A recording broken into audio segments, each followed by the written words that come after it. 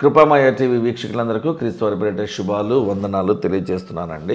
సమూయేలు మొదటి గ్రంథము 2వ అధ్యాయము 6వ వచనంలో చాలా మంచి విషయాలు ఉన్నాయి, గొప్ప విషయాలు ఉన్నాయి. హన్నా గారి యొక్క మెచ్యూరిటీ లెవెల్స్ ఎంత హై ఎండ్లో ఉన్నాయో, ఎంత హై రేంజ్లో ఉన్నాయో, ఎంత పీక్స్లో, ఎంత ఇంటెన్సివ్గా ఉన్నాయో మనకు తెలియాలంటే ఈ 6వ వచనం మనం చదివి తీరాలి. జనులను సజీవులను గాను మృతులను గాను చేయవాడు దేవుడే, ఆయన పేరే యెహోవా. అంటే ఆయన చంపగలడు, బ్రతికించనూగలడు, అన్నీ ఆయన చేతుల్లోనే ఉంటాయని చెప్తుంది.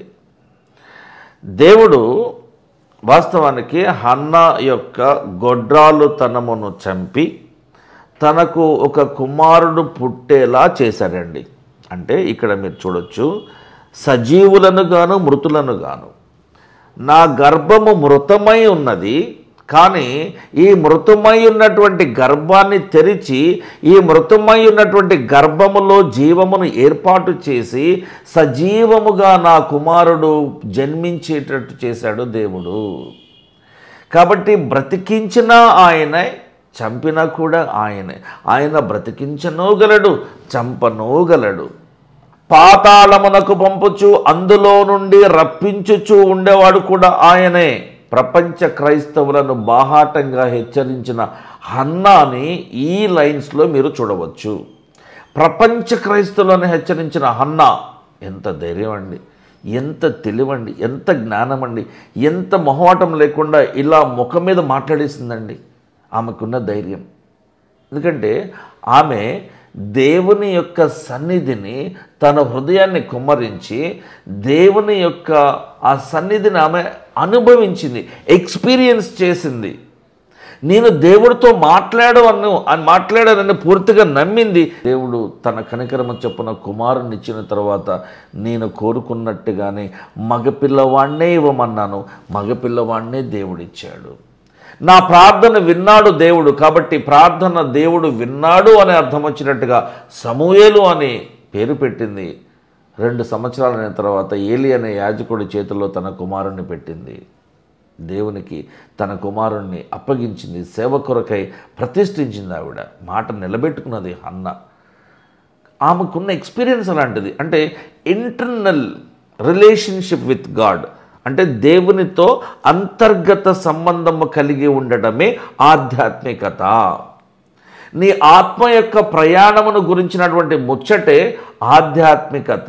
So spirituality is a journey of your spirit with God, for God, towards God and towards his Kingdom.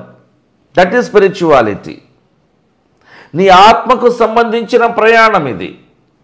దాని గమనాలు నీకు తెలియాలి, దేవునికి తెలుసు, నీకు తెలియాలి. యాకోబు గ్రంథం చూడండి ఒకసారి, 4వ అధ్యాయము 14వ వచనంలో ఇలా ఉంటుంది. రేపు ఏమి సంభవించునో, రేపేమో జరగనయ్యున్నదో నీకు తెలియదు, మీకు ఎవరికి తెలియదు. మీ జీవం ఏ పాటిది, అసలు నువ్వెంత, నీ బతికెంత. ఏ మనిషి ఎప్పుడు ఎక్కడ ఎందుకు ఎలా చస్తాడో కూడా తెలియనటువంటి మనిషి బ్రతుకు ఏ పాటిది అసలు. మీరు కొంతసేపు కనబడి ఎంతలో మాయమైపోయేటువంటి ఆవిరి వంటి వారే.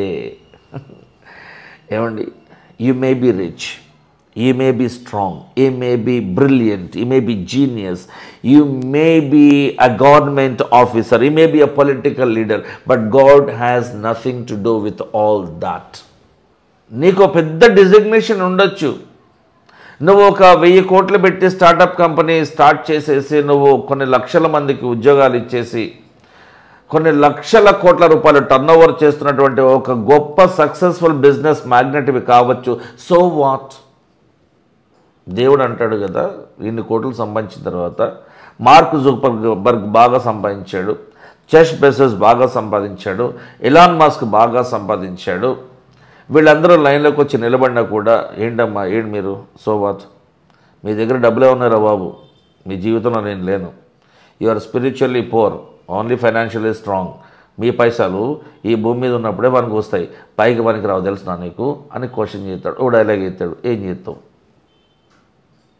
Things are different my dears.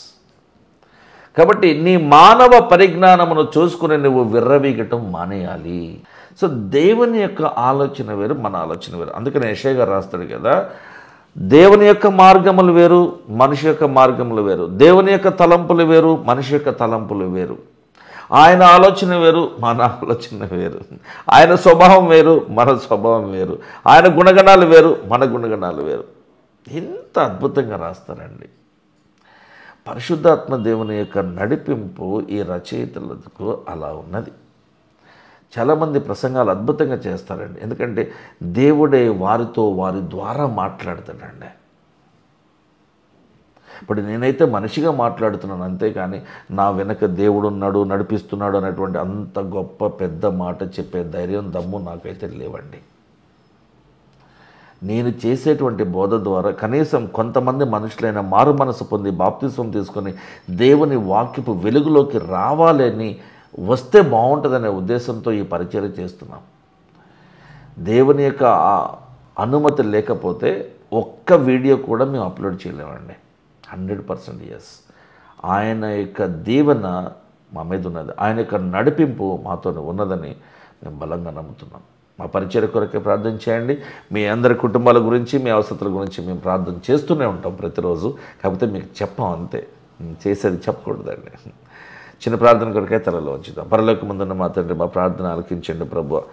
నీవు మనుషుల ఎడల కలిగి ఉన్నటువంటి ఈ ప్రణాళిక చాలా గొప్పదై ఉన్నది ప్రభువా. మా జీవితంలో మేము ఏమి కావాల్సి ఉన్నామో, ఏం చేయవలసి ఉన్నామో, ఎక్కడికి వెళ్ళవలసి ఉన్నామో, ఏ వాక్యాన్ని ప్రకటించవలసి ఉన్నామో, నీ వాక్య పరిచర్యను జరిగింపబడే విషయంలో మేము ఎలాగా పాలెభాగస్తులై ఉండవలసి ఉన్నామో సమస్తము నీకే తెలిసి ఉన్నది ప్రభు. ప్రతి ఒక్క పరిచర్యను, ప్రతి ఒక్క సంఘ కాపుని మీరు జ్ఞాపకం చేసుకోండి. ప్రపంచ దేశాల్లో ఉన్నటువంటి ప్రతి ఒక్క విశ్వాసాలను మీరు జ్ఞాపకం చేసుకోండి ప్రభు. కెన్యా దేశంలో క్రైస్తవులు జరుగుతున్నటువంటి అన్యాయమును, అరాచకాలను మీరు జ్ఞాపకం చేసుకున్న వారికి మీ రక్షణ కంచెను దయచేయండి. ఆయన సమస్త విషయంలో మీరే మాకు తోడుగా ఉండి మా చేపట్టిన మమ్మల్ని ముందుకు నడిపించమని యేసుక్రీస్తు వారి పరిశుద్ధ నామంలో ప్రార్థిస్తున్నాం తండ్రి, ఆమేన్.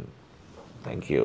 మేము చేసినటువంటి ఈ కార్యక్రమాలన్నిటి కూడా మీరు చూస్తున్నారు, మా ప్రోగ్రామ్స్ని మీరు ఫాలో అవుతూ వస్తున్నారు. ఈ వీడియోస్ని మీరు లైక్ చేయండి, కమెంట్ చేయండి. మీ విలువైన సలహాలను, సూచనలను కమెంట్ బాక్స్లో మాకు తెలియచేయండి.